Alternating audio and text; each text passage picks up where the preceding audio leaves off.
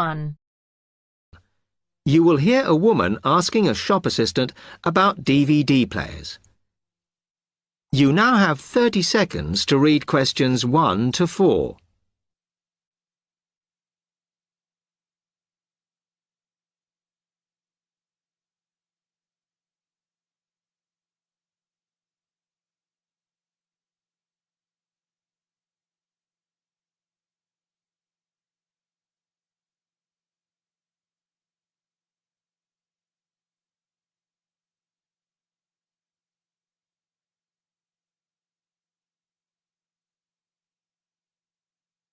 Hello, I'm interested in buying a DVD player. Can you help me, as I don't know very much about them? Of course. We sell quite a range. Actually, we're doing a customer survey at the moment, so I wonder if I could fill in this form about you, and that will actually help me to advise you on the best DVD player for you. Oh, okay. First of all, your occupation. Student. Okay. Then, have you already got a DVD player? No, I've never had one before. Uh-huh. And how much do you think you want to spend on a player? I'm not sure, really, but I have got a budget. My friend said I should allow about £100, but I can't afford over £85, so that's what I'm working on. Mm-hmm. And do you watch DVDs very often? Depends what you mean by often. I don't know what the norm is. Is it about 2 a week? I suppose I watch 3 a month. That's enough for me. Yes. What sort of films do you like watching then? Action movies? Not really. Oh. My boyfriend always insists we watch science fiction movies, but I prefer thrillers. Something to get your teeth into. Okay, just one more. Do you watch other DVDs? Ones that are not films, like music or something? Not much, because I don't want to spend the money on something I can watch on TV, but I occasionally rent out comedy programs, and I fight with my boyfriend over all the sports DVDs he watches.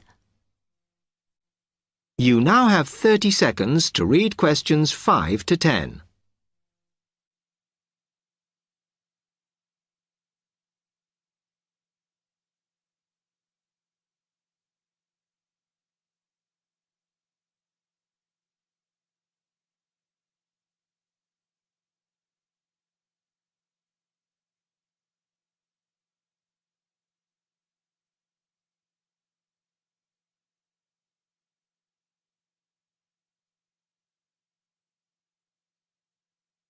Okay, let me explain a bit to you about the DVD players that are in your price range.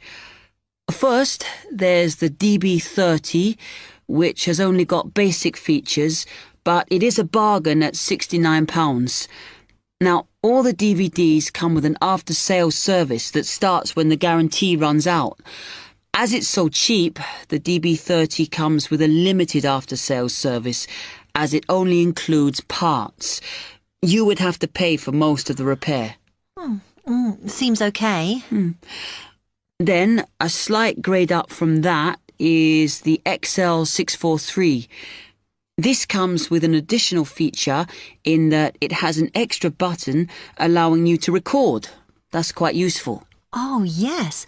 That would mean spending less on DVDs to watch. Yes, so you'd make the extra money back on it that it costs. Let me see how much it is. Yes. That one's actually reduced at the moment from £79 to £71.99. Oh. I think it's worth the extra myself. And is that the same level of after-sales service as the other one? Well, you get a bit more for your money because what we're offering is a discount on labour. So you don't pay the full price if you have to call an engineer out. I see. Then the last one is this Tri-X24. It's a very good player, and you can use it to listen to your CDs as well as watch DVDs. It looks nice, but I bet it's expensive. No, it's not top of the range. Let's see. Yes, it's £94. But what you have to remember is that includes insurance, so you don't have to pay extra for that. And it comes with a guarantee that's valid for 3 years, as opposed to the usual one. What do you think? Maybe.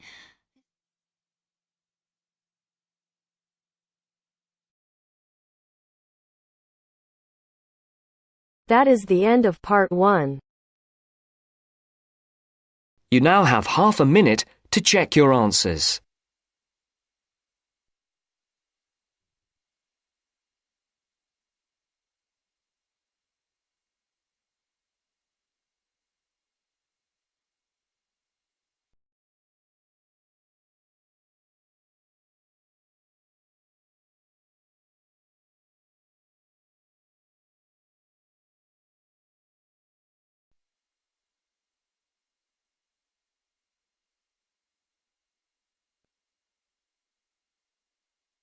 Now turns to part 2. Part 2. Zoe goes to talk to her academic advisor. First, look at questions 11 to 14.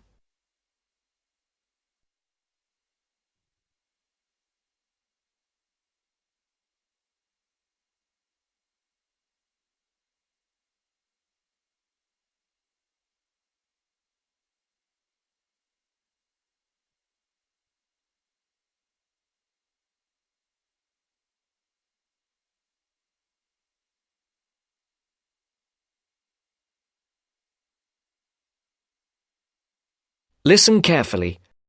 How are you getting on, Zoe? Feeling at home yet? Well, more or less. There are still some things I need to buy, and I haven't found my way to all the facilities yet, but I really love the campus, and I've already made a few friends. Fantastic. Now let's see what we can do to get your studies off to the right start too. You're on the foundation course, so you can take up to 8 modules. What we advise is that you take 4 modules in the first semester and, assuming everything goes well, 4 in the second. Have you decided which you want to take in this semester? I haven't made my mind up yet. I can't decide whether to take Principles of Marketing or Introduction to International Trade. Well, that depends on your career goal. You're planning to work in the biotechnology sector, aren't you? Well, that's my present thinking, but I guess I might change my mind. Right, well, marketing is a broad general subject that you will find really useful in a number of careers. International trade, on the other hand, is more specific. That's fine if you're sure it's the sort of work you want to do. A lot of students start off thinking about that option because it seems glamorous, but marketing can also be an exciting career, and there's a wide choice of jobs. Maybe you ought to wait until your career ideas are a bit more definite before you go down that road. Yes, I see. I could take International Trade next year, couldn't I? Sure. You could do international finance as well. So, in your first semester, you've got Principles of Marketing, Introduction to Economics, Banking and Finance, and let's see, Principles of Financial Accounting. How do you feel about that as a package? It's okay, I think. Before the broadcast continues, look at questions 15 to 20.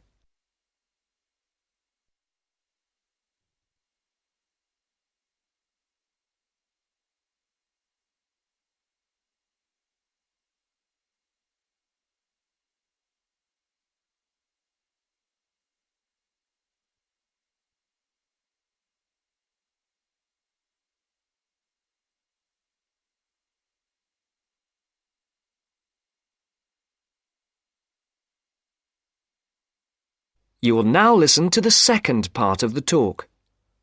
But I'm a bit worried about the maths. There'll be some statistics to do, won't there? Basic statistics, yes, but nothing more difficult than your last year of school maths. I know, but our maths syllabus was a bit old-fashioned. Mostly algebra, geometry, trigonometry and stuff, hardly any stats. Right, well, it sounds as if you could do with the maths brush-up course. Can I arrange for you to attend just the classes on statistics, if you like? That'd be great. I didn't want to do the whole of maths again, but the stats classes would make me feel much more confident, thanks. Hang on a minute, there's one more thing. Your English. Now, you know you have to reach a satisfactory standard in English by the end of your first year to be allowed to go on to the main BSc course. Yeah, now I'm in an English-speaking environment and I have to speak English all the time. I'm sure I'll be all right. It certainly helps, but speaking isn't everything. You'll have to get your reading up to the standards where you can understand the books on your course reading list quickly. To get the information and ideas, you need to write your essays. That means you have to develop a high level of comprehension skills. You'll never get through the course material if you try to read the books intensively from cover to cover. That's why our language skills development program gives you a series of graded academic texts to study and answer questions on a limited time. You'll probably find it hard at first, having to work against the clock without a dictionary. How can I improve my skimming and scanning skills? Good question. For that, you'll have to do a range of specially designed exercises. Sometimes these will be from a transparency, because it is often how the lecture material is presented. Sometimes I think I'll never learn all the vocabulary. English is such an enormous language. I know what you mean. English is the biggest language ever, at least 350,000 words. Even Winston Churchill only knew 60,000, so they say. But as an academic student, you can get a lot of help from the academic word list by Avril Coxhead of Victoria University. That's in Wellington, New Zealand. I've studied word lists, of course, but how does this one help? The academic word list is based on a survey of 3.5 million words of academic text. It contains 570 families of the words most commonly found in academic texts. Well, that's apart from the 2,000 most useful words in English. They come in a separate list. You can see copies of both in the library. You said word families. Do you mean words that are similar? In a way, yes. It means that all the different grammatical forms of a word are listed together, so you can see the nouns, verbs, adjectives, forms with prefixes and suffixes and so forth. It'll be clearer when you look at it. Anyway, Avril Coxhead gives you really great hints about how to learn the words, so it shouldn't be too daunting. The trouble is, I tend to forget the words I learn. Well, there are two ways you can tackle that. First, always try to learn the words in a context. Either learn a whole sentence using a word, or learn a phrase that the word typically comes in. We call phrases like that collocations. That's a new one on me. Collocations. I'd better make a note of it. You do that. You can find collocations in most modern dictionaries. Anyway, as I was saying, there's a second study aid I recommend for vocabulary learning. When you get an assignment, take a sheet of paper and write 4 headings. Words I can use, words I can recognise but can't use, words I'm not sure of, words I don't know. Don't bother with the simple words, of course. Then go back after 2 weeks and look at the list again. Can you move any of the words into a better column? That is the end of part 2. You now have half a minute to check your answers.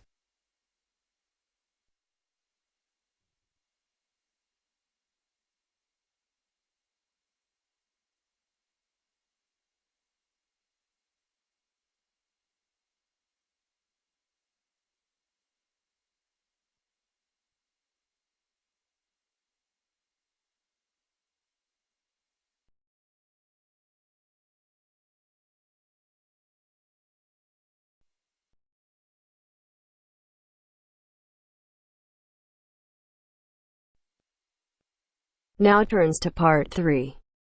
Part 3. You will hear a student, Penny, talking to 2 friends, Ray and Louise, about a television competition Ray has entered called Travel Documentary. Before you hear the conversation, you have some time to look at questions 21 to 26.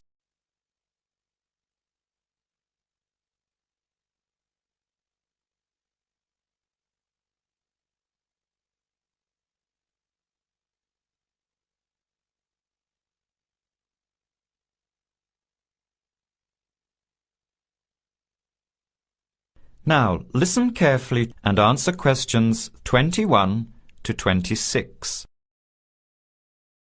Hi, haven't seen you two in ages. What have you been up to? Hi, Penny. Ray is really excited. He's just been shortlisted for travel documentary. He could be off travelling around the world for 3 months. Travel documentary? What's that? You've never heard of it? Don't you watch TV? Well, actually, no, hardly ever. Especially since I've started working on my thesis. I don't have time to breathe, let alone watch TV. So what's this all about, Ray? Well, actually, it's a competition run by Public TV. It involves my two great loves, travel and filmmaking. Is it that program where people are sent around the world making documentary videos? I have heard of it. Fantastic! So you've been chosen? Not yet. I'm one of 34 selected for an interview next week, so I've made it through the first cut. Yeah, there were over 200 applicants from around the country. Pretty amazing, hey? Well, I've been lucky so far. What's the next stage? 13 are chosen from the interview to do a 4-week training course in documentary filmmaking. Then, the 8 finalists get sent off with a video camera to travel around the world. Sounds incredible. What's the catch? The catch is that every 2 weeks you have to send in a 10-minute video from a different part of the world. It's broadcast on TV along with the work of 3 of the other competitors and judged by a panel of experts and the TV audience. So you're under a lot of pressure. Wow, I guess so. You mean you're on television every 2 weeks? Yep, that's right. But first I have to be selected. Do you have to have any filmmaking experience to apply? Some background in photography or video making helps, but you're not supposed to be an expert. In fact, you can't apply if you've already worked in filmmaking. We all get the same 4-week course, so we start with the same skills. Can you go anywhere in the world you want? Each competitor makes up his or her own travel plans and has to get them approved. Before the conversation continues, you have some time to look at questions 27 to 30.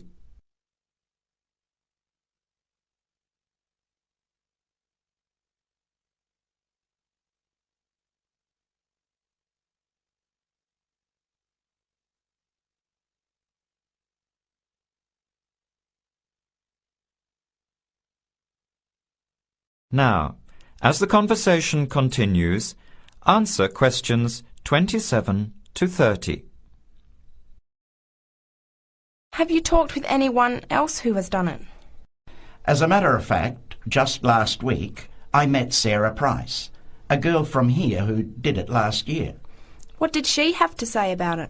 She said it was the most amazing experience of her life, but it was really tough at times. I think you'd have to be really brave to take off like that alone with so much responsibility. It's not like going on a holiday, is it? No. 2 weeks in a country, often where you can't speak the language, to find a story, film it, organise all the editing. Then you're off to a completely different part of the world to start all over again. Pretty exhausting, but exciting too. What a way to see the world. What about Sarah Price? Did she have any bad experiences? She said the worst part was when she got some mysterious fever in Mongolia and thought she might have to be sent home. Fortunately, it got better, but she said it was scary to feel really ill when you're alone so far away. So what made you want to apply? When I saw the program on TV a while ago, I thought, this is for me. I've always wanted to travel, but needed to work for a year before I could even think about it. Then a new series started up. I thought, now's my chance. Don't you think you'll be lonely? I don't think I'll have time to be homesick. I'm more worried about having too much to do and not enough time to get things organised. So we might be watching you on television in the next few months. I hope so, if I'm lucky. When will you know for sure? They choose the final 8 in March. A month later, you're on your way. So do you have to pay anything? Nothing. It's all paid for. Course, camera, flights, accommodation and in-country travel. The budget is pretty tight, though. No extras. I sure hope you get it. Then I'll be finding time to watch at least one program on television every week. That is the end of part 3. You now have half a minute to check your answers.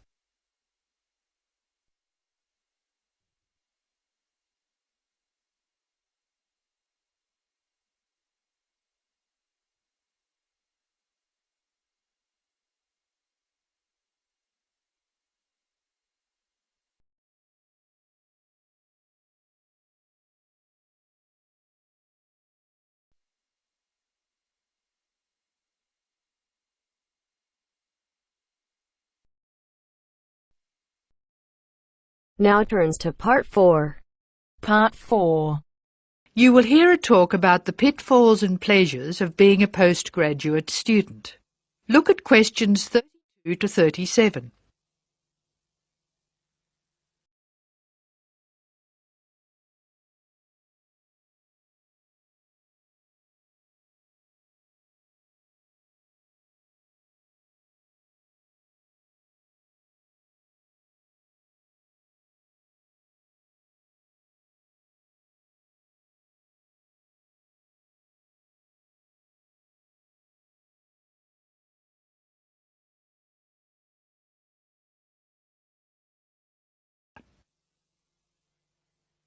Postgraduates are about as easy to define as catching steam in a bucket.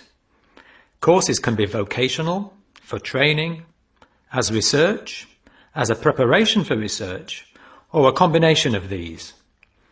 Also, you can choose between full-time and part-time. Increasingly, the approach to postgraduate study is becoming modular. The vast majority of postgraduates are doing short, taught courses, many of which provide specific vocational training. Indeed, there has been a 400% increase in postgraduate numbers in Britain over the past 20 years. Current figures stand at just under 400,000. People undertake postgraduate study for many reasons. These may be academic, intellectual challenge, development of knowledge; vocational, training for a specific career goal; or only vague, drifting into further study. It is essential that you determine the reasons you want to become a postgraduate. If you have clear goals and reasons for studying, this will enhance your learning experience and help you to remain focused and motivated throughout your course. Where you study should be based on much more than the course you want to do. For some courses, you're likely to be there for several years, and it is important that you are happy living there. Check also what type of accommodation is available, and whether the institution provides any housing specifically for postgraduates. Choosing an institution and department is a difficult process. To determine quality, do not rely on the reputation of an institution, but find out what the ratings are from the most recent assessment exercises. Find out about the staff, their reputation, competence, enthusiasm, and friendliness. Visit the department if possible, and talk to existing postgraduates about their experience, satisfaction, comments, and complaints. Be very careful to check how they feel about their supervisors.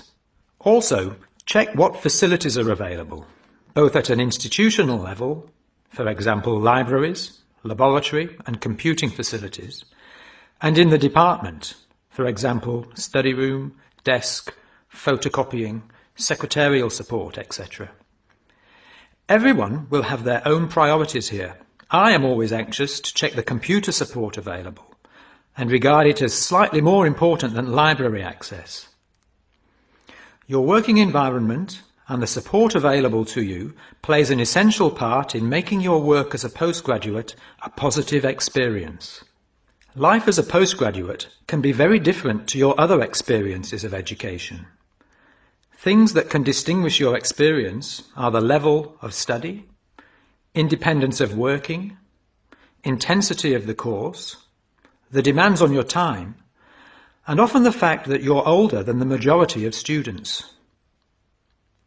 These factors can contribute to making you feel isolated.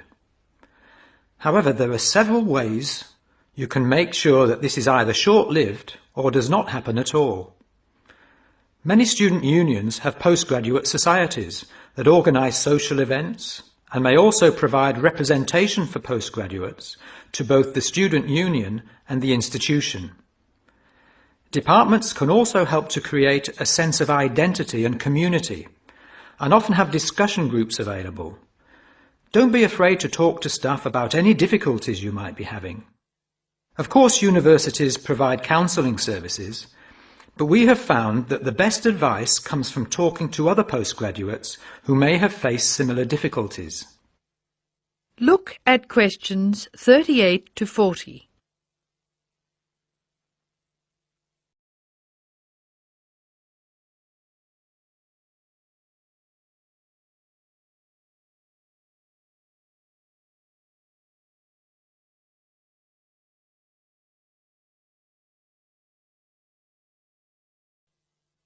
Financial planning is essential, since the government excludes postgraduates from student loans, and it can be difficult to maintain your student status with banks.